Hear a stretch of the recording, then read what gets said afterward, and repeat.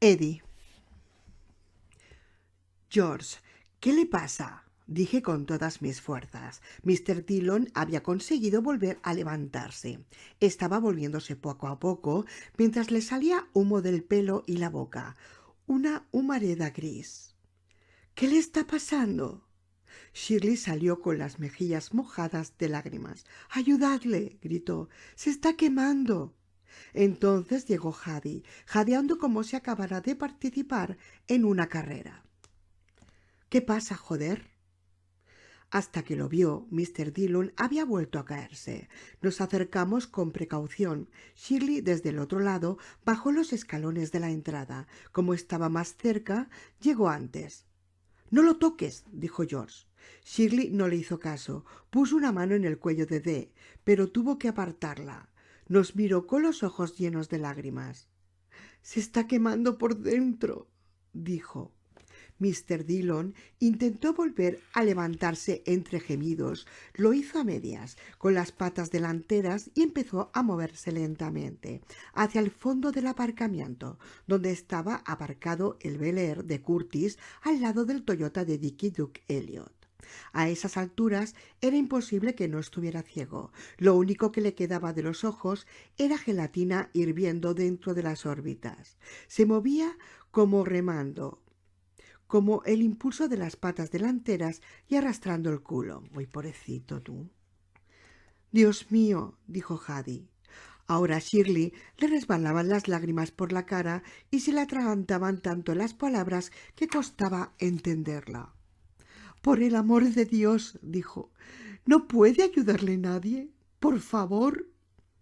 Entonces tuve una imagen muy nítida y brillante. Me vi a mí mismo cogiendo la manguera, la que Archie siempre guardaba enrollada debajo del grifo de al lado del edificio. Me vi dándole a la llave, corriendo hacia Mr. D., enchufándole el pitorro frío de metal en la boca y llenando el aguapresión por la chimenea en que se le había convertido el cuello. Me vi apagándole. Entonces George fue hacia la ruina moribunda que había sido el perro del cuartel y de camino desenfundó la pistola.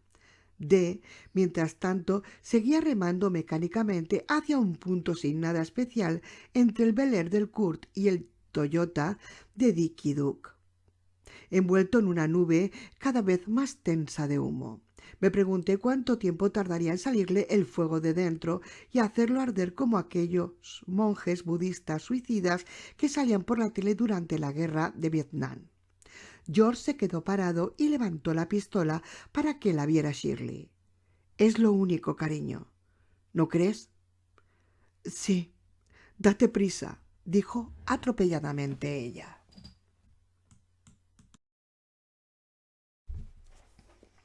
Ahora, Shirley. Me volví hacia Ned, que estaba sentado con la cabeza inclinada y el pelo sobre la frente. Le puse una mano en la barbilla y se la levanté para que tuviera que mirarme. —No podíamos hacer nada más —dije—. ¿Verdad que lo comprendes? Se quedó un rato callado y tuvo miedo. Luego asintió. Miré a Sandy Ditbor, pero él no me miraba. Miraba al hijo de Curtis, y pocas veces le he visto una expresión tan preocupada. Entonces Eddie siguió hablando y me dispuse a escuchar. Es raro lo cerca que puede llegar a estar el pasado. A veces parece que, estirando el brazo, puedas tocarlo. Claro que en el fondo, ¿le apetece a alguien? Entonces, Eddie. Al final se acabó el melodrama y solo había un trooper de uniforme gris con la sombra de la gorra en los ojos, agachándose y estirando el brazo como cuando se toca a un niño que llora para consolarle. Aplicó el cañón de su Ruger a la oreja humeante del perro y apretó el gatillo. Se oyó un pum muy fuerte y D. se desplomó de lado, muerto. Aún le salía humo por el pelo. Parecía que se hubiera tragado una fuente termal. George enfundó el arma y retrocedió. Luego se cubrió la cara con las manos y exclamó algo. No sé qué. Con la boca tapada no se le entendía. Nos acercamos Haddy y yo, Shirley también, y unimos nuestros brazos en su espalda. Estábamos en medio del aparcamiento, con la unidad 6 detrás, el cobertizo B a la derecha y nuestro perro del cuartel tan bonito y que nunca molestaba a nadie, muerto a nuestros pies. Le olíamos cocerse y sin mediar palabra nos movimos todos un poco a la derecha, contra el viento, más que caminando, arrastrando los pies, porque aún no estábamos dispuestos a soltarnos. No nos dijimos nada, esperamos a ver si se cumplía nuestra expectativa de que D se incendiara, pero el fuego por lo visto no le interesaba o no le era útil muerto. Se hinchó un poco e hizo un ruidito bastante horrible por dentro, casi como cuando revientas una bolsa de papel. Quizá fuera un pulmón. El caso es que, a partir de ese momento, empezamos a salir nosotros de fuera del edificio y vimos salir del perro menos humos.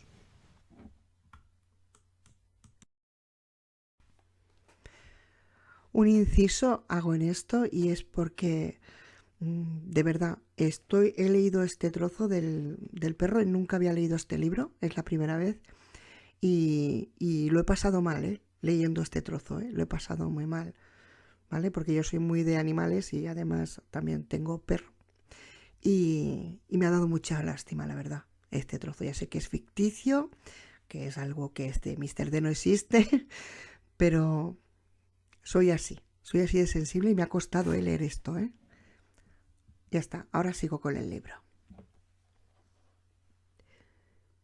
Le ha envenenado la cosa del Wick, ¿verdad? Preguntó Haddy. Le ha envenenado al morderla. Y un cojón. Envenenado, dije. El hijo de puta del pelo rosa lo que ha hecho es tirarle una bomba incendiaria. Entonces me acordé de que estábamos con Shirley, a quien nunca le había gustado según qué lenguaje, y dije, perdón. Tuve la impresión de que no me oía. Aún miraba fijamente al suelo, a Mr. D. ¿Ahora qué hacemos?, preguntó. ¿Se os ocurre algo? A mí no, dije. La situación está descontrolada. Quizá no, dijo George. Hat, ¿has tapado la cosa de dentro? Sí. Por algo se empieza. Shirley, lo de Pontville, ¿cómo va? Los niños ya están fuera de peligro. Hay un muerto, la conductora del autobús, pero teniendo en cuenta lo mal que pintaba al principio, yo diría que... Calló y apretó tantos los labios que casi desaparecieron, mientras hacía movimientos con la garganta. Luego dijo, con permiso. Se alejó muy tiesa hacia la esquina del cuartel, tapándose la boca con el dorso de la mano, y aguantó hasta que no pudiéramos verla, solo su sombra. Entonces oyeron 3 arcadas. Nosotros estábamos callados, al lado del cadáver humeante del perro. Shirley tardó pocos minutos en volver, limpiándose la boca con un Kleenex y en reanudar sus explicaciones en el punto en que las había dejado. Parecía que solo se hubiera callado para carraspear o ahuyentar una mosca. Yo diría que el balance es bueno. Ahora falta saber cuál es el balance de lo nuestro. Llama a Kurt o al sargento por radio, dijo George. Si es Kurt, perfecto, pero prefiero a Tony, porque se toma todo lo del Wick con más serenidad. ¿Estáis de acuerdo? Haddy y yo asentimos. Shirley también. Dile que tenemos un código D y que venga pitando. Que sepa que no es una emergencia, pero que se le parece mucho. Y otra cosa, dile que quizá tengamos un Kubrick. Se trataba de otra expresión coloquial característica, que yo sepa, de nuestro cuartel. Un Kubrick es un 2001 y un 2001 es el código de prisionero escapado.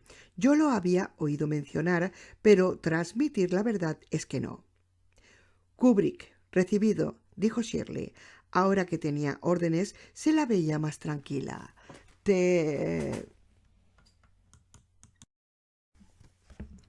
Se oyó un golpe muy fuerte. Shirley soltó un gritito y los tres nos volvimos hacia el cobertizo llevándonos la mano a la pistola.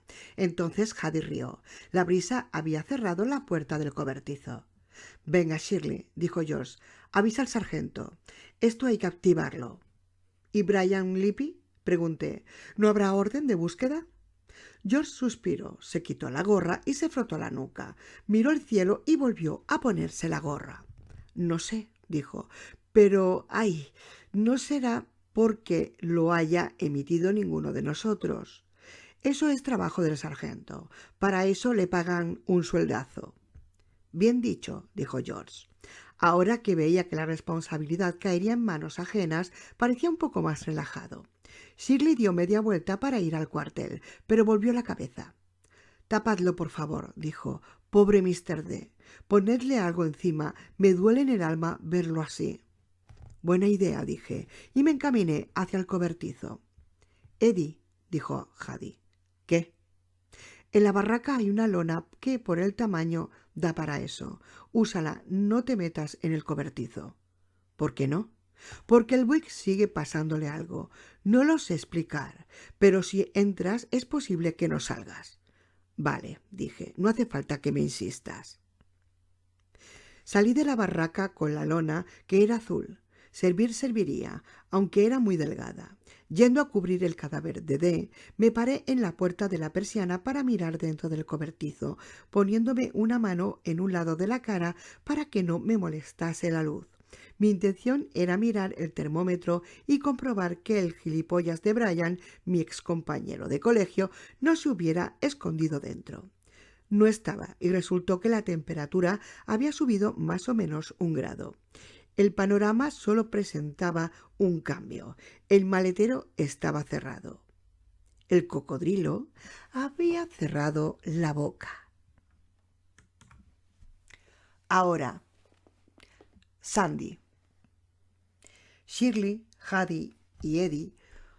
Oír sus voces alternadas me producía una extraña sensación de belleza, como los personajes de alguna obra rara de teatro recitando sus papeles. Eddie dijo que el cocodrilo había cerrado la boca. Luego se interrumpió su voz y esperé a que tomara el relevo alguna de las otras. Como no se decidían y como tampoco seguía hablando Eddie, supe que era el final. Lo supe yo, pero Ned Wilcox no. A menos que lo supiera, pero no quisiera reconocerlo. «¿Qué?», dijo.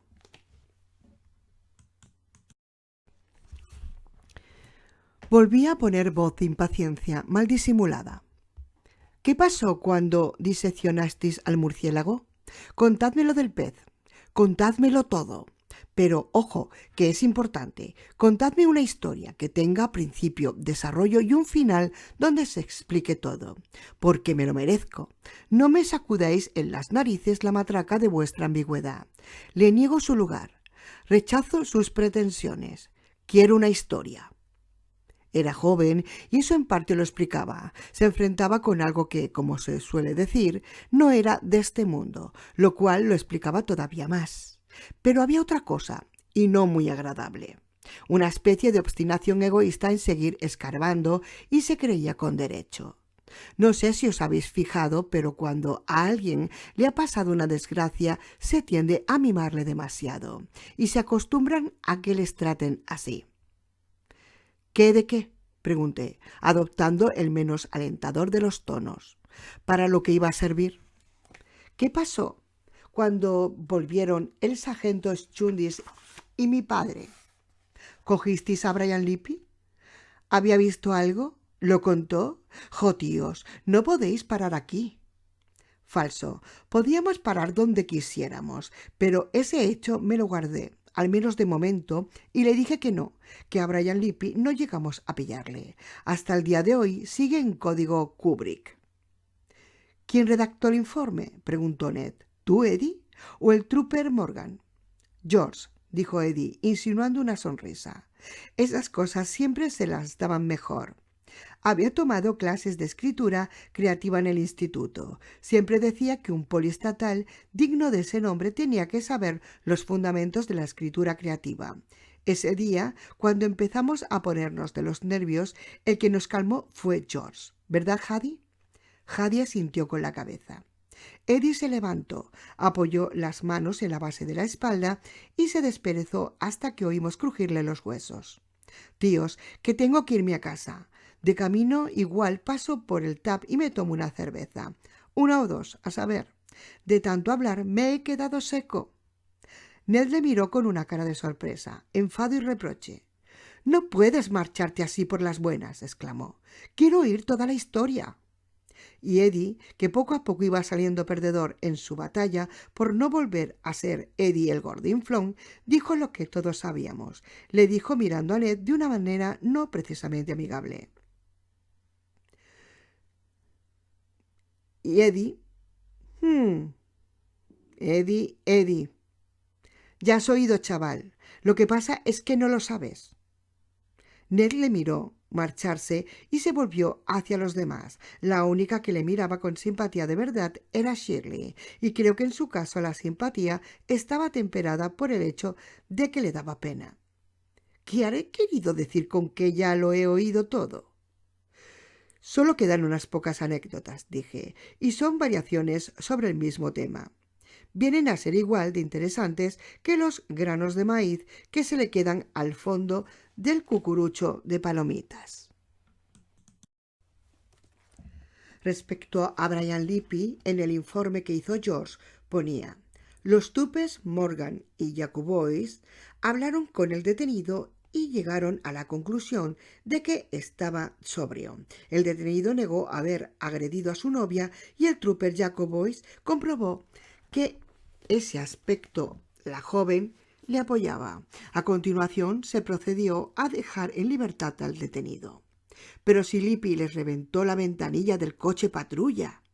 Sí, y las circunstancias ponían un poco difícil que George y Eddie le demandaran por daños y perjuicios. Entonces, ¿qué? Entonces debieron de sacar el dinero para cambiarla del fondo de imprevistos. El fondo de imprevistos del Buick 8, si quieres que lo diga con pelos y señales, sigue estando escondido donde entonces, en una lata de café de la cocina. Sí, de allí salió, afirmó Arky. Con los años a la pobre lata de café ya le han dado unos cuantos pellizcos. Se levantó y también estiró la espalda. Bueno, nenes, tengo que marcharme. Resulta que tengo amistades, no como algunos de aquí, lo que en los magazines de la tele llaman vida personal. Neddy, ¿quieres saber algo más acerca de antes de que me vaya? ¿Algo sobre aquel día? Lo que quieras contarme. Enterraron a D, le dijo con ese acento suyo tan peculiar. Y al lado enterraron las herramientas que había usado con la cosa que le envenenó, incluido mi plantador, y eso no me lo compensaron echando mano a la lata de café. Claro, porque no rellenaste ningún LM1, dijo Shirley. Ya sé que el papeleo no hay quien lo aguante, pero... Se encogió de hombros, como diciendo las cosas son así. Arky la miraba receloso y con el ceño fruncido. ¿LMI? ¿Qué formulario es ese? La lista de marrones, le dijo Shirley completamente seria. La que rellenas cada mes para enviársela al párroco. Dios mío, ¿habráse visto tío más cuadrado? ¿A ti en el ejército no te enseñaron nada? Arky le hizo gestos con las manos, pero sonreía. Lo que son bromas, en tantos años os aseguro que no le habían faltado. Su acento era toda una invitación. ¡Qué tía más bicho! Has caído, Arky, dije. También sonreía. Ned no. Ned ponía cara de no captar la guasa que nos traíamos, nuestra manera de devolverlo todo a la normalidad. Tú, Arky, ¿dónde estabas? Preguntó. ¿Dónde estabas al pasar todo esto? Delante, Eddie Jacobois arrancó la camioneta y se encendieron los faros. «De vacaciones», dijo Arky, «en Wisconsin, en la granja de mi hermano. Vaya, que por una vez tuvo que limpiar otro la porquería», dijo lo último con gran satisfacción. Pasó Eddie y nos saludó con la mano. Le devolvimos el saludo incluido a Ned, aunque seguía poniendo cara de preocupación. «Yo también tengo que ir tirando», dijo Phil. Arrojó la colilla, se levantó y se subió el cinturón. «Quédate con esto, chaval. Tu padre era un poli estupendo y un orgullo para el cuartel del Troop de Starler».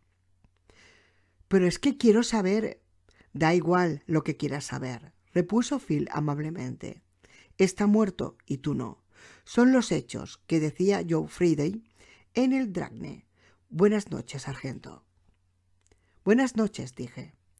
Les vi alejarse a los dos, Arky y Phil, por el aparcamiento.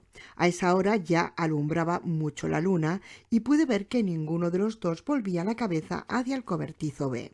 Quedábamos Hadi, Shirley y yo, además del chaval, naturalmente, el hijo de Curtis Wilcox, que había venido a cortar el césped, rastrillar las hojas y quitar la nieve amontonada cuando hacía demasiado frío, para que saliera Arky, el hijo de Kurt, que se había borrado del equipo de fútbol y había preferido venir y hacer el esfuerzo de que su padre estuviera vivo un poco más. Me acordé de cuando había levantado la carta de aceptación de la universidad como un juez enseñando una puntuación en las Olimpiadas, y me dio vergüenza estar irritado con él, teniendo en cuenta todo lo que había pasado y lo mucho que había perdido. Ahora bien, no era el único chaval del mundo que se quedaba sin padre.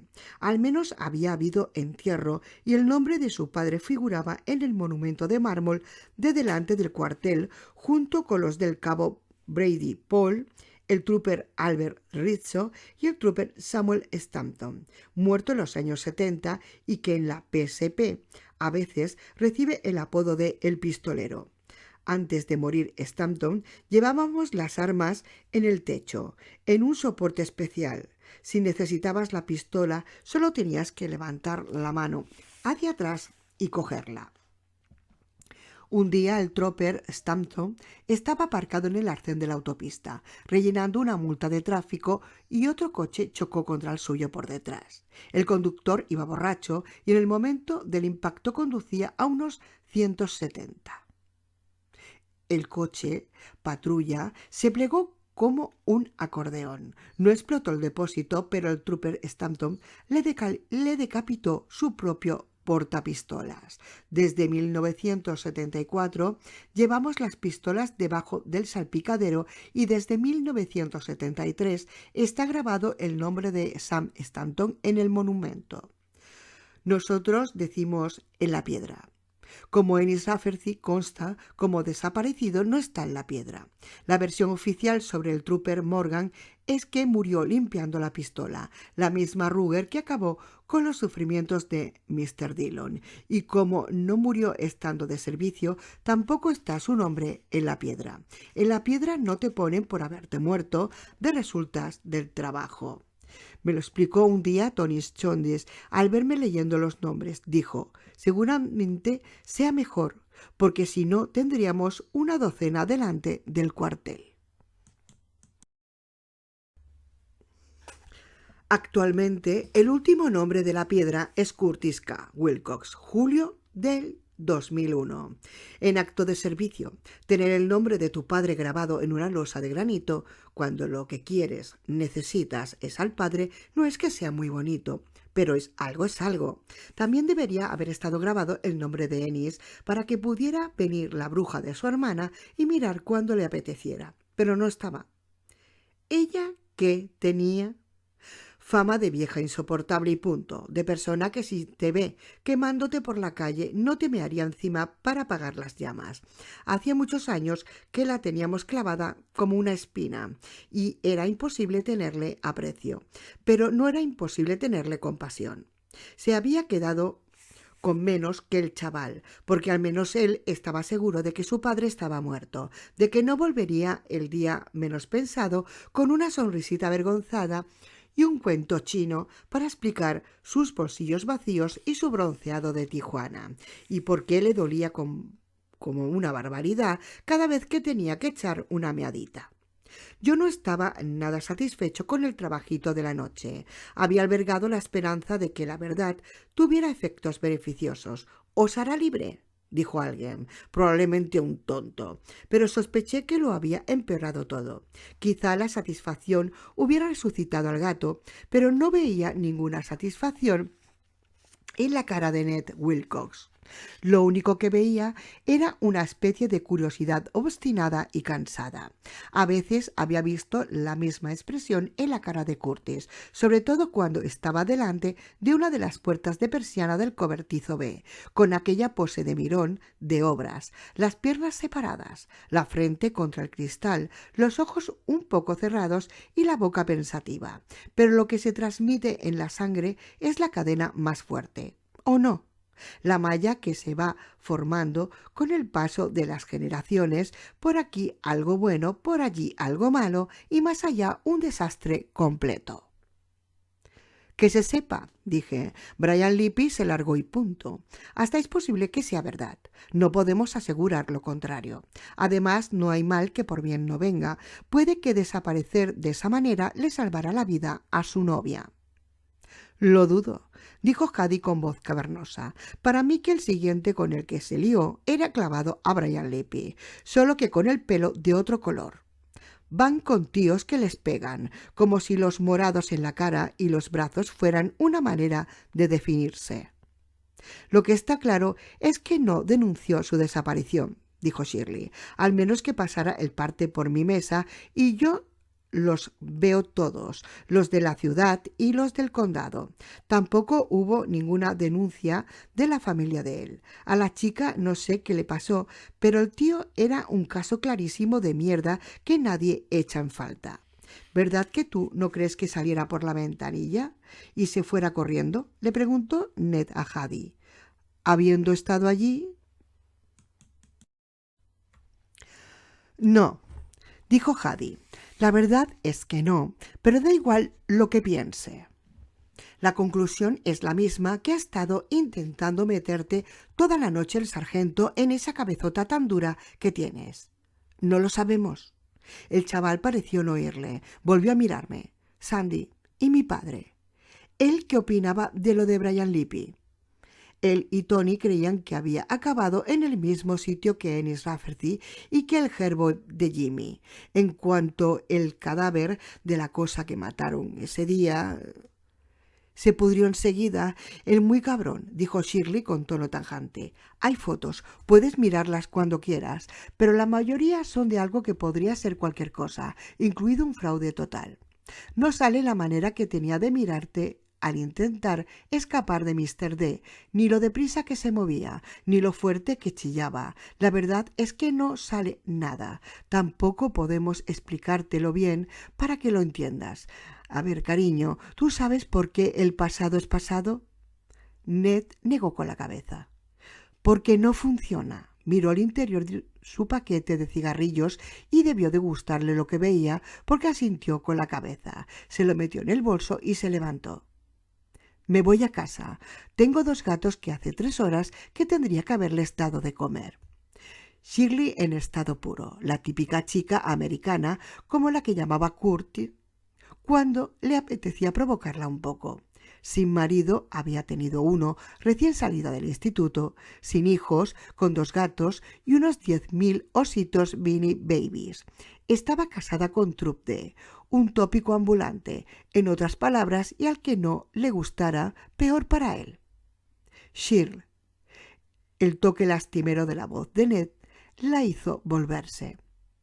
¿Qué pasa, cariño? ¿Mi padre te caía bien?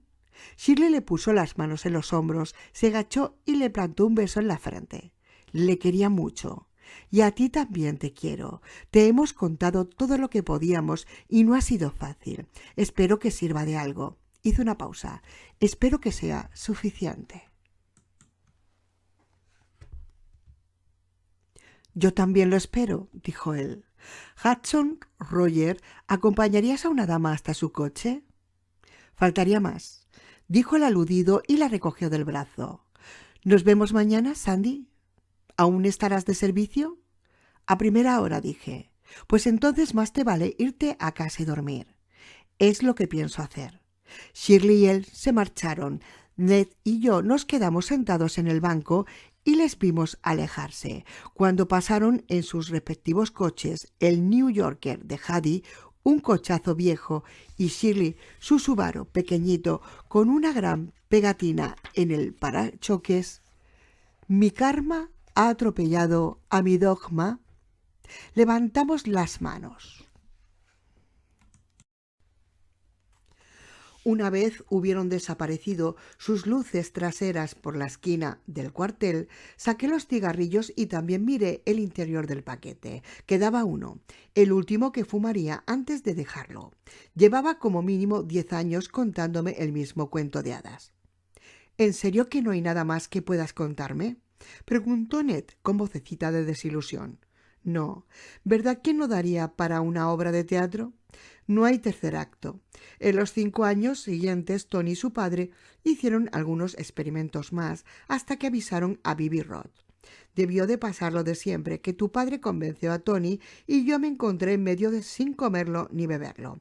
Además, te digo una cosa, después de desaparecer Brian Lippy y de morir Mr. Dillon, yo me ponía a cualquier medida que no fuera vigilar el Buick y rezar de vez en cuando porque se cayera a trozos o volviera a su lugar de origen.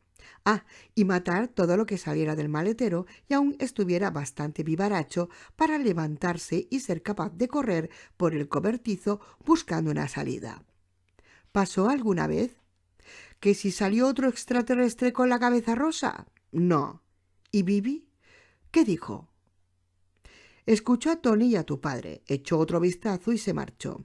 Les dijo que ya era demasiado mayor para vérselas con algo tan alejado de su manera de entender el mundo y sus reglas. Le dijo que tenía intención de borrar el Buick de su memoria y les aconsejó a ellos lo mismo. Pero bueno, ¿y este tío era científico? Si lo normal habría sido que quedase fascinado. El científico era tu padre, dije. Aficionados, sí, pero de los buenos. Las cosas que salían del Buick y la curiosidad de tu padre por el propio Buick fue lo que le convirtió en científico. Por ejemplo, la disección de la cosa murciélago. Era una locura, pero al mismo tiempo tenía algo de noble, como los hermanos Wright despegando con su avioncito de pega.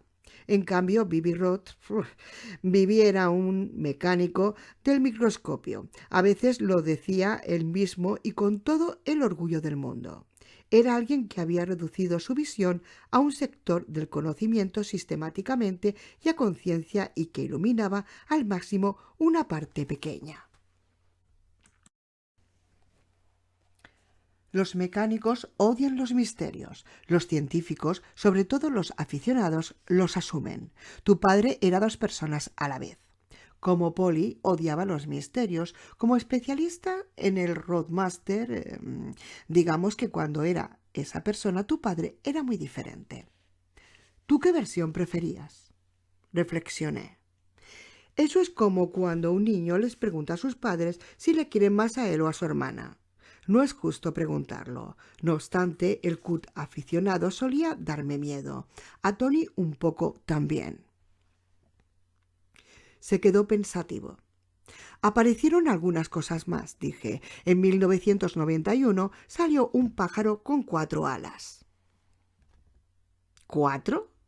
Sí, voló un poquito, chocó contra una pared y cayó al suelo muerto. En otoño de 1993, luego de uno de esos espectáculos de luces, el maletero se llenó y estaba medio lleno de tierra. Kurt quería que la dejáramos para ver qué pasaba y al principio Tony estuvo de acuerdo, pero empezó a oler mal. Yo no sabía que la tierra pudiera descomponerse, ni yo ni nadie, creo, pero supongo que es cuestión de que sea tierra del lugar indicado. Así que es una locura, pero enterramos la tierra. ¿Te lo crees? Asintió. ¿Y mi padre? ¿Vigilaba el sitio donde estaba enterrada? Seguro que sí, solo para ver qué crecía.